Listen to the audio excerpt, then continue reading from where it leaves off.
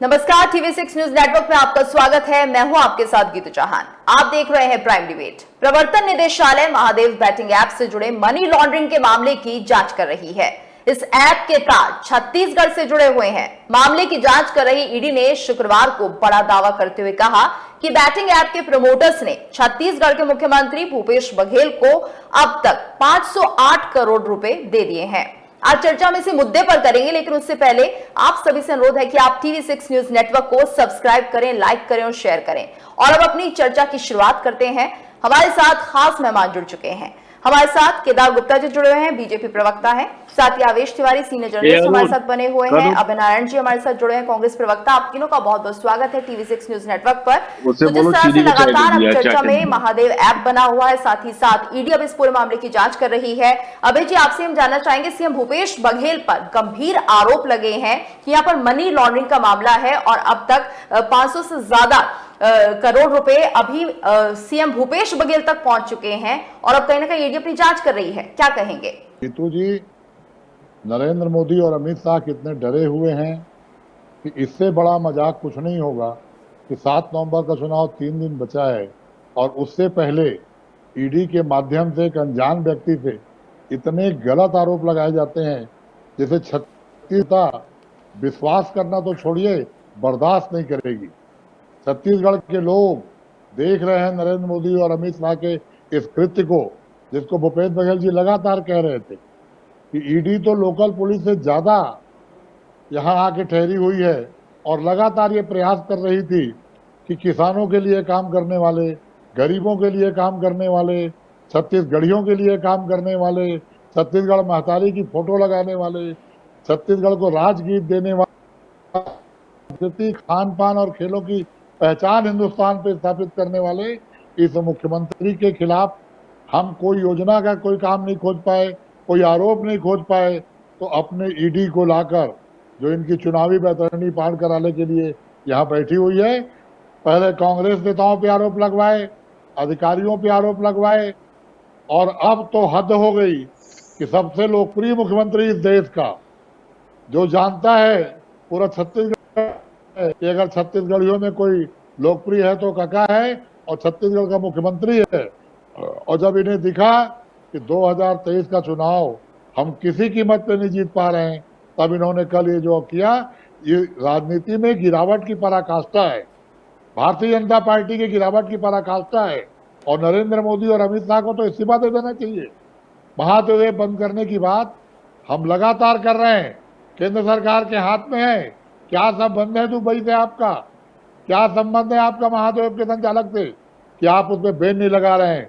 50 से ऊपर छापेमारी कार्रवाई छत्तीसगढ़ पुलिस ने महादेव ऐप पे की है, लोगों को जेल भेजा है, बेनामी खाते सीज किए हैं, पैसा जब्त किया है, FIR कर कार्रवाई कर रही है। और ऐसा घड़ित आरोप, इतना गिरा हुआ आरोप कौन विश्वास करेगा? किसानों की जेब में पैसा डालने वाला, छत्तीसगढ़ी बेरोजगारों की जेब में पैसा डालने वाला, छत्तीसगढ़िया स्वाभिमान की रक्षा करने वाला छत्तीसगढ़ के एक मुख्यमंत्री का आप अपमान कर रहे हैं। लोकतंत्र में जो संघीय व्यवस्था होती है उसका आप अपमान कर रहे हैं, संवैधानिक संस्थाओं का आप दुरुपयोग कर रहे हैं। कहाँ है जी? तो ये सब चुनावों का असर है अभय जी, चुनावों का असर है और सीएम भूपेश बघेल की छवि को धूमिल करने की कोशिश है। केदार जी, आप क्या कहेंगे? क्या ईडी का सहारा लेकर ही चुनाव जीतेंगे, ऐसा कहना है अभय जी का? देखिए, भारतीय जनता पार्टी विश्व के ईडी के सहारे के बाद भी हारेंगे, ये कहना है मेरा। जी जी, ठीक है। अभय नारायण जी, थोड़ा सुन लीजिए बात, आपकी बहुत सारी बात आ गई। भारतीय जनता पार्टी विश्व की सबसे बड़ी राजनीतिक पार्टी है और हमारे यहाँ पर्याप्त कार्यकर्ताओं का संख्या बल है जो विचार और सिद्धांतों के आधार पर भारतीय जनता पार्टी की चुनावी बैतरणी को पार करते हैं। ये कांग्रेस पार्टी नहीं है जो सट्टा, घोटाला, महिलाओं पर अत्याचार, अनाचार, छोटी बच्चियों के ऊपर 5 साल की बच्ची के साथ भी यहाँ पर अनाचार हो रहा है, उसको भी नहीं रोक पा रहा है। उसका कारण ये महादेव सट्टा ऐप ही है। महादेव सट्टा ऐप में छत्तीसगढ़ की पुलिस पूरी संलिप्त है। पहले भी जब महादेव सट्टा ऐप पे कार्रवाई हुई तो एक पुलिस के ASI गिरफ्तार हुए जो आज तक जेल में है और उन्होंने बकायदा कोर्ट में भी बयान दिया कि मैं महादेव सट्टा ऐप के पैसे पुलिस अधिकारी, बड़े कांग्रेस के नेताओं तक पहुंचाता हूं। उस आधार पर पर जांच चल रही थी। और अभी जब रायपुर में चेकिंग के दौरान 5 करोड़ रुपए एक टैक्सी से जब्त होते हैं और उसकी निशानदेही पर भिलाई में छापा मारा जाता है, वहां से भी पैसे जब्त होते हैं और उसी ड्राइवर के खाते में 15 करोड़ रुपए 15 करोड़ 39 लाख रुपए सीज होते हैं। और वो बकायदा बयान देता है कि ये 508 करोड़ रुपए मैं महादेव सट्टा ऐप के मालिकों के द्वारा ट्रांसफर करके छत्तीसगढ़ के मुख्यमंत्री भूपेश बघेल तक पहुंचाया हूं। और कांस्टेबल जो एक सरकारी नौकर है, पुलिस का कांस्टेबल, उसका भी बयान आता है। वो निश्चित रूप से कहीं ना कहीं भूपेश बघेल की सरकार और स्वयं भूपेश बघेल इस बात को ईडी ने प्रमाणित करने का पूरा मुख्यमंत्री सचिवालय से इसके साथ जुड़े हुए हैं और वर्मा जी को भी पूछताछ के लिए ईडी ने बुलाया था। तो ये कोई पहली घटना नहीं हुई जिससे कि मुख्यमंत्री जी के तार इससे जुड़े। इसके पहले भी वर्मा जी को पूछताछ के लिए बुलाया गया। ईडी ने जो अपनी चार्जशीट फाइल की पहली बार ईडी के लिए, उसमें बहुत स्पष्ट रूप से उल्लेख हुआ है कि मुख्यमंत्री का सचिवालय इसमें संलिप्त है। अब दूसरी बार जब फिर बयान आ रहा है कि 508 करोड़ रुपए दे दिए, भाजपा लगातार इस बात पर चिंता व्यक्त कर रही है कि महादेव सट्टा ऐप एक सामाजिक बुराई है और छत्तीसगढ़ के नौजवान साथी कहीं ना कहीं महादेव सट्टा ऐप की गिरफ्त में आ चुके हैं। किसी के घर बर्बाद हो रहे हैं और कोई स्वयं सट्टा खिलाने लगे हैं। तो मुझे ऐसा लगता है कि छत्तीसगढ़ में अगर मुख्यमंत्री का नाम सट्टा में आता है तो इससे बड़ा कोई घृणित कार्य नहीं हो सकता। पूरे भारत देश में ये एक पहली घटना होगी जब किसी प्रदेश के मुख्यमंत्री का नाम सट्टे के साथ जुड़ रहा है और उनके सचिवालय का नाम भी सट्टे के साथ जुड़ रहा है। अभय नारायण जी, आप कितने छत्तीसगढ़ियाओं की बात कर लें, पर अगर सट्टा खिला रहे हैं छत्तीसगढ़ में तो मुझे ऐसा लगता है कि आप जैसा द्रोही छत्तीसगढ़ियाओं के प्रति दूसरा नहीं हो सकता। ये सरकार जितने नष्ट भ्रष्ट करना चाह रही है छत्तीसगढ़ियाओं को, इससे कोई भ्रष्ट व्यक्ति नहीं हो सकता, कोई भ्रष्ट सरकार नहीं हो सकती जो पूरे समाज को खराब करने का काम कर रही है। आप छत्तीसगढ़ियावाद की बात करते तो छत्तीसगढ़ का निर्माण तो पंडित अटल बिहारी वाजपेयी ने कराया, जो देश के प्रधानमंत्री थे, और इतने बड़े दिल से कराया कि बहुमत में आपकी सरकार थी मध्य प्रदेश में और उन्हें मालूम था कि छत्तीसगढ़ में अगर अलग होता है तो भी कांग्रेस की सरकार बनेगी। फिर भी उन्होंने बड़ा मन करके छत्तीसगढ़ का निर्माण किया।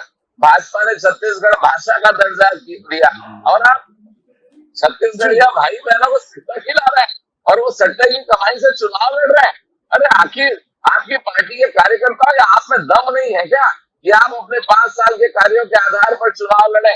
इतना पैसा आपको मंगाना पड़ रहा है। ठीक है सर। दूसरी बात, आवेश जी, तो क्या माना जाए, जिस तरह से हमेशा भूपेश बघेल भी ये आरोप लगाते रहे हैं कि ईडी सीबीआई की बीजेपी कार्रवाई करवा देती है, कोई भी अगर चुनाव हो, कोई भी अगर उनके खिलाफ आवाज उठाए, आरोप लगाए, तो क्या अब चुनावों का असर इससे माना जाए, ये इम्पैक्ट है?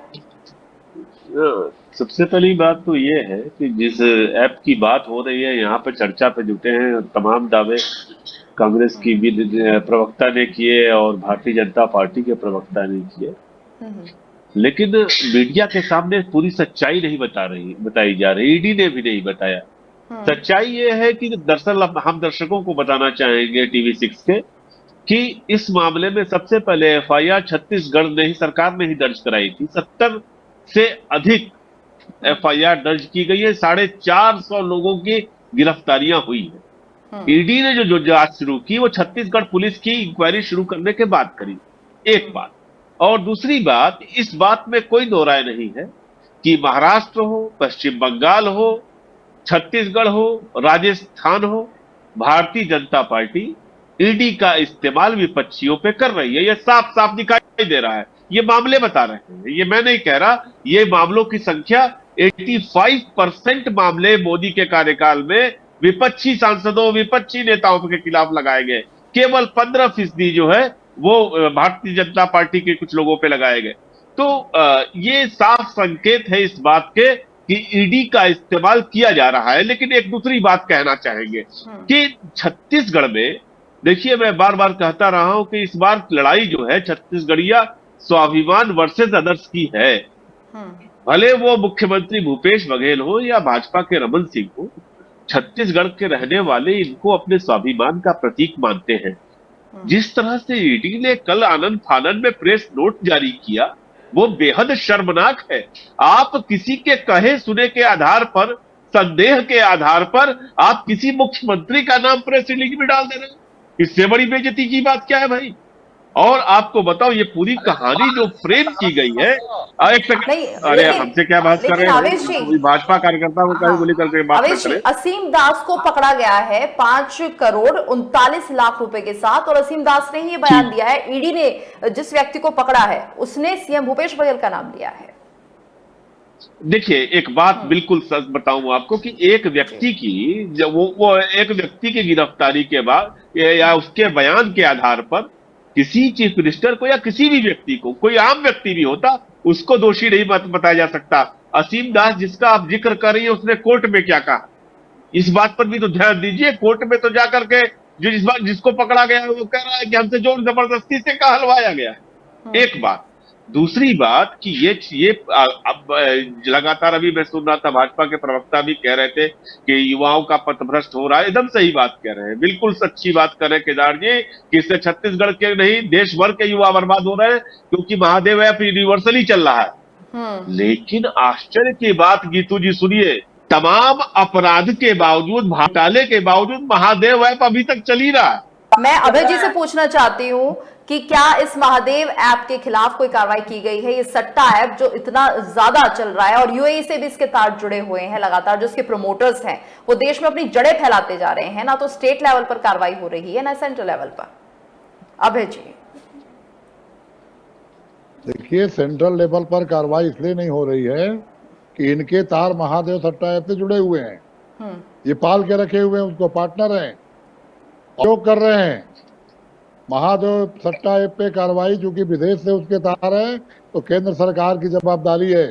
गृह मंत्री भाषण देने आ रहे हैं, प्रधानमंत्री भाषण देने आ रहे हैं, झूठ बोलने आ रहे हैं छत्तीसगढ़, लेकिन महादेव सट्टा ऐप पर कार्रवाई करने से इनके हाथ कांपते हैं। और कार्रवाई तो छोड़िए साहब, छत्तीसगढ़ सरकार तो 150 से अधिक खाते फ्रीज किए। आरएसएस की बात की थी, यही मोदी और अमित शाह की भाजपा। केदार जी आप तो कम से कम इनकी भाषा मत बोलिए, आप वरिष्ठ नेता है भाजपा के। यही भाजपा चाहिए थी आपको कि आप सत्ता में चुनाव में नहीं हरा सकते तो ईडी के जरिए हराने का काम करेंगे, लेकिन इसका उल्टा असर होगा और कर्नाटक की तरह यहाँ सच्चाई का गधा चलेगा। और वो गधा से आप कहाँ जाएंगे? इस बार 14 सीट के लाले आपको पड़ेंगे। चलिए ठीक है, जनता सब जानती है, जनता अपना जवाब देगी 7 नवंबर को। आवेश जी बोलिए। और रमन सिंह की सरकार और भाजपा भिलाई में एक भाजपा पार्षद के नजदीकी के पास मिला है 5 करोड़ का कैश। ये महादेव सट्टा ऐप से जुड़ा लीक के मामले में ये अभी तुरंत खबर मेरे पास आई है, तस्वीरें भी आई हैं। तो दरअसल देखिए एक बात तो बिल्कुल सच है कि इस ऐप के माध्यम से बहुत बड़े पैमाने पर घोटाला हो रहा है। और मैं चूंकि कई बातें कहना नहीं चाहता, लेकिन एक बात स्पष्ट है कि चुनाव में फंडिंग कर रहा है ये। और अभी तो एआईसीसी की तरफ से भी आरोप लगाए गए कि भारतीय जनता पार्टी को फंडिंग हो रही है इसलिए बंद नहीं कर रही इस ऐप को। आप टिकटॉक जैसा ऐप बंद कर सकते हो, आप तमाम ऐप बंद कर ले रहे हो, और आप एक इसको जिसकी वजह से इतना अच्छा। एक बात और आपको बताऊं कि जो इसके 2 मुख्य आरोपी है, किंग जो है वो दुबई में है। और ये तो भाई ये तो सेंट्रल गवर्नमेंट के एजेंसीज का काम है कि उनको पकड़ के लाए, उनको बंद करे। यहाँ पे आपने ऐप भी बंद नहीं किया, उनकी गिरफ्तारी भी नहीं की, और आप इसको सरकार के खिलाफ इस्तेमाल कर रहे हो। और कांग्रेस बार बार यही कह रही है, कांग्रेस का आरोप साफ साफ है कि महादेव ऐप को इसलिए बंद नहीं किया जा रहा है क्योंकि इलेक्शन में उसका विपक्षियों के खिलाफ इस्तेमाल किया जाता है। यानी फंडिंग बीजेपी को भी हो रही है, कांग्रेस को भी हो रही है। केदार जी क्या कहेंगे? फंडिंग तो चारों तरफ हो रही है। जब अगर कोई आरोपी बात कर रहा है, भूपेश बघेल का नाम ले रहा है, और इसके पहले भी एएसआई ने कहा है कि मैं पैसा कांग्रेस के पदाधिकारियों को और अधिकारियों को पहुंचा रहा हूं। आवेश जी मैं आपके पास एक बार फिर करूंगी। आवेश जी आप क्या कहना चाह रहे हैं, बताइए। नहीं, मैं सिर्फ इतना कहना चाह रहा हूँ केदार जी, आप इस तरह की बात न करें कि दरअसल देखिए ईडी क्या कर रही है। आप एक बात समझिए, हम लोग डेमोक्रेसी में रहते हैं, लोकतंत्र में रहते हैं। ये क्या इस बात को आप झुटला सकते हैं कि किस तरह से महाराष्ट्र में गवर्नमेंट गिराई गई? क्या इस बात को झुटलाएंगे कि राजस्थान में ठीक चुनावों के वक्त, चुनाव अभी चल रहा है, फर्स्ट फेज का इलेक्शन भी नहीं हुआ, मुख्यमंत्री के बेटे को बुला लेती है वो प्रदेश अध्यक्ष के बेटे को बुला लेती है। क्या अडानी के खिलाफ जांच ईडी को करनी चाहिए थी कि नहीं, सिर्फ इतना बता दीजिए। उसके खिलाफ तो तमाम अखबारों ने, तमाम जगहों से, देश दुनिया भर से उसके खिलाफ तमाम शिकायतें मिली। भारतीय जनता पार्टी के नेताओं को आप छोड़ते चले जाते हो, उनके खिलाफ कोई जांच नहीं करते, आप सिर्फ कांग्रेस के पीछे पड़े हुए हो। और इस इलेक्शन में जिस तरह से कार्रवाइयां ईडी के द्वारा हो रही है, हमने आज तक अपने जीवन में ऐसा चुनाव नहीं देखा कि सेंट्रल गवर्नमेंट की एजेंसीज को पूरी तरह से लगा करके जिन जिन राज्यों में चुनाव है, ईडी वहीं पर सक्रिय दिखाई दे रही है। कभी 2 करोड़, कभी 5 करोड़, कभी 1.5 करोड़। ईडी कर क्या रही है? तो आप बिल्कुल, उसको ईडी बना काफी दो ये सक्रिय दिख इलेक्शन रही कमीशन है, ईडी सक्रिय दिख रही है आवेश जी, अभय जी। लेकिन जिस तरह से ईडी कार्रवाई कर रही है, सीएम भूपेश बघेल की छवि को बिगाड़ने की कोशिश की जा रही है, ऐसा कांग्रेस कह रही है। तो अब जब जनता वोटिंग करेगी तो क्या सीएम भूपेश बघेल की छवि पर आपको असर पड़ता हुआ दिख रहा है? क्योंकि वो तो लगातार काम कर रहे हैं जैसा कि कांग्रेस कह रही है। देखिए, मैं कह रहा हूं ना कि रमन सिंह ने भी यही काम किया था। भूपेश बघेल की जमीन के मामले निकाले थे जो झूठे थे, भूपेश बघेल को जेल भेजने का काम किया था, और परिणाम 2018 में जनता की ऐसी हवा चली कि रमन सिंह का टेंट क्या, रमन सिंह का सुपड़ा साफ हुआ, भाजपा का सुपड़ा साफ हुआ। यही स्थिति 2023 में है। ये घबराहट है। प्रधानमंत्री का पद इतना सम्मानीय होता है, और नरेंद्र मोदी और अमित शाह ने मिलकर वो दोनों पद, गृह मंत्री और प्रधानमंत्री का, इतना गिरा दिया कि ईडी आरोप लगाती है, ईडी का एक अपरिचित आदमी गवाह बनता है, और प्रधानमंत्री सभा में आके बात भारतीय जनता पार्टी को कि किस लोकतंत्र में वो काम कर रहे हैं। और केदार जी से मैं निवेदन कर रहा हूं, से सवाल पूछना केदार जी, आप अटल बिहारी वाजपेयी के जमाने के नेता हैं। केदार जी, आपको नहीं लगता जब चुनाव आते हैं तभी ईडी बहुत ज्यादा एक्टिव हो जाती है? आपको एक महसूस नहीं होता है? गीतू जी, मुझे तो ऐसा लगता है कि आवेश तिवारी जी को मुझे ज्यादा बात कहनी है, अभय नारायण जी से ज्यादा सवाल के जवाब मुझे देने हैं, तो आवेश जी को दे रहे हैं।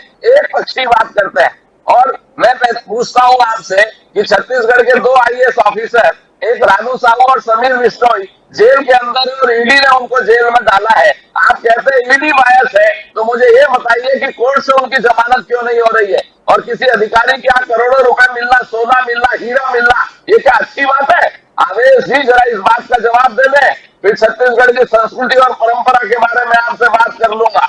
आप इतने वरिष्ठ पत्रकार होने के बाद ये बात कहते हैं कि या ईडी के आधार पर चुनाव हो रहे हैं, तो ये बात ध्यान रखिए कि भारतीय जनता पार्टी इतनी कमजोर नहीं है कि ईडी का साथ लेगी। अभी जी बताइए। जो केदार जी को, जो लोकतंत्र का समर्थक होगा, जो संविधान का समर्थक होगा, जो संवैधानिक संस्थाओं के दुरुपयोग पर चिंता प्रकट करेगा, उसको केदार जी दुश्मन नजर आएंगे, केदार जी को दुश्मन नजर आएगा। अगर पत्रकारिता में भी सवाल उठने लग गया है, लोकतंत्र में भी सवाल उठने लग गया है, तो भारतीय जनता पार्टी चाहती क्या है? क्या उसकी अवधारणा क्या है? और जितने विपक्षी मुख्यमंत्री हैं, सारे के सारों को सम्मान भेजना। राजस्थान में मुख्यमंत्री के बेटे को सम्मान भेजना। अरे शर्म आनी चाहिए ईडी को। राजस्थान के एसीबी ने 15 लाख 18 लाख रुपए घूस लेते पकड़ा एसीबी के अधिकारी को। छत्तीसगढ़ में एसीबी के दफ्तर, ईडी के दफ्तर से 50 लाख रुपए गायब होते हैं और चोरी की रिपोर्ट लिखाने की हिम्मत नहीं है ईडी की। ईडी के अधिकारी यहाँ घर द्वार बना रहे हैं। भारतीय जनता पार्टी से पार्टनरशिप चल रही है। भारतीय जनता पार्टी का चुनाव संचालक और चुनाव प्रचारक बन के काम कर रहे हैं वो लोग। केदार जी, कहीं तो कहीं चिंता करिए लोकतंत्र की, चिंता करिए देश की। ये सत्ता तो आती जाती रहती है, लेकिन लोकतंत्र रहना चाहिए। और भूपेश बघेल पे जो आरोप लगाया गया है, छत्तीसगढ़ के 225 करोड़ लोग आक्रोशित हैं। छत्तीसगढ़ियों का अपमान है, और ये अपमान का बदला 17 तारीख के चुनाव को और 7 तारीख के दिन, चुनाव के दिन वो अपना मतदान करके 7 तारीख को चुनाव होना है, जनता सब जानती है, जनता अपना जवाब भी देगी। आवेश जी, क्या ये सब जो हो रहा है, क्या जनता इसे समझ नहीं रही है, या फिर क्या कुछ फिलहाल प्रदेश की जो जनता है उसके मन में चल रहा है ये सब देखकर, ये सारा प्रकरण देखकर? जी देखिए, इस बात से बिल्कुल इनकार नहीं किया जा सकता कि जनता बिल्कुल समझ रही है, देख रही है, और खाली छत्तीसगढ़ में नहीं देख रही है। देखिए गीतू जी, मैं बार बार भाजपा प्रवक्ता तमाम तरह की बातें कह रहे हैं, लेकिन ये देश देख रहा है। सरकार इस बात पे, पता नहीं क्यों केदार जी को भी लग रहा होगा भीतर से, मुझे लगता है कि नरेंद्र मोदी सरकार, केंद्र सरकार वास्तव में ईडी का इस्तेमाल, सीबीआई का इस्तेमाल विपक्षियों को कुचलने के लिए कर रही है। ये स्थापित सच है। एक बात। दूसरी बात, संजय मिश्रा के पूरे कार्यकाल में देश में क्या हुआ ये सब कोई जानता है। कल की घटना बताता हूं कि अमित शाह यहां पे आए थे घोषणा पत्र जारी करने। पूरे घोषणा पत्र के दौरान जिस तरह से अभी केदार गुप्ता की जो भाषा है वही भाषा अमित शाह की थी। पूरे प्रेस कॉन्फ्रेंस के दौरान वो पत्रकारों पे बरसते रहे, खराब भाषा में बात करते रहे, और जैसे ही प्रेस कॉन्फ्रेंस खत्म करके दिल्ली पहुंचे हैं उसके तत्काल बाद ईडी ने लेटर जारी कर दिया, प्रेस विज्ञप्ति जारी कर दी। क्या हुआ था कल? बताइए केदार गुप्ता जी, क्या हुआ था? क्या अमित शाह को इस बात की भनक लग गई है कि अब छत्तीसगढ़ में वापसी संभव नहीं है? क्या सर्वे के नतीजों से परेशान है? ऐसा क्या हुआ? जबकि आप लोगों ने तो अच्छा घोषणा पत्र जारी किया है, 3100 रुपए दाम दे रहे हैं, धान का 21 कुंतल प्रति एकड़ वो दे रहे हैं। जवाब देंगे। तो ठीक है, ऐसा क्या हुआ? केदार जी अपनी बात रखिए। ये अगर सत्य बात करते तो ये घोषणा पत्र तक भाजपा के नहीं आते। बात चल रही है छत्तीसगढ़ महादेव सट्टा, पूछे जाएंगे। मेरी बात सुन लीजिए आप। महादेव सट्टा ऐप की बात चल रही है और ये बात करते हैं कहा कि महाराष्ट्र की सरकार क्यों गिरा दी गई। अरे क्या इसलिए बैठे हो आप? आवेश जी, आप सीधा मुझे बताओ कि अगर कोई व्यक्ति ने नाम लिया है और कोई व्यक्ति महादेव सट्टा ऐप में जेल में है और न्यायालय में प्रकरण चला गया है तो न्यायालय से जमानत क्यों नहीं हो रही है? आप न्यायालय में ईडी के खिलाफ क्यों नहीं जा रहे? आपने अगर भूपेश बघेल का नाम कल उन्होंने ले लिया, मेरी कोई व्यक्तिगत दुश्मनी है क्या? आप जाएं और मानहानि का दावा करें ईडी के ऊपर। आप कैसी बात कर रहे हैं? फिर उसके बाद आप आ जाते हैं कि घोषणा पत्र आपने वकालत कोई नहीं कर रहा है, एक सवाल पूछे जा रहे हैं। अरे कैसी बात है? सवाल कैसा पूछा जा रहा है? ये कोई सवाल है? महादेव सट्टा ऐप के बारे में बात करें और मुझे बताएं कि आपके 2 आईएएस जो गिरफ्तार है, आवेश जी ही बता दें, अभय नारायण जी नहीं बता पाएंगे। आवेश जी को पूरी जानकारी है, शायद वकालत करते हैं छत्तीसगढ़ सरकार की। बताएं कि रानू साहू जेल में क्यों है, जमानत क्यों नहीं हो रही है? समीर मिश्रा की जमानत क्यों नहीं हो रही है? महादेव सट्टा ऐप के लोग जेल में उनकी जमानत क्यों नहीं हो रही है? अब तो काम न्यायालय का है ना, अब ईडी का नहीं है। आप बता दीजिए, आपके पास शायद जवाब हो इसका। ठीक है सर, समय इतना ही है, हम अपनी डिबेट को यही खत्म कर रहे हैं। लेकिन जाते जाते हम यही कहेंगे कि जनता सब कुछ जानती है, जो हो रहा है जनता सब देख रही है और इसका जवाब 7 नवंबर को दे भी दिया जाएगा। तो इतना हमें जनता को बेवकूफ नहीं समझना चाहिए, जो चल रहा है वो सबके सामने है। बहुत बहुत शुक्रिया आप सभी का हमारे साथ इस चर्चा में जुड़ने के लिए। और इसी के साथ हमारी इस खास पेशकश प्राइम डिबेट में इतना ही। और ज्यादा खबरों को आप देख सकते हैं हमारे YouTube चैनल पर। तो TV6 न्यूज नेटवर्क को सब्सक्राइब करें, लाइक करें और शेयर करें।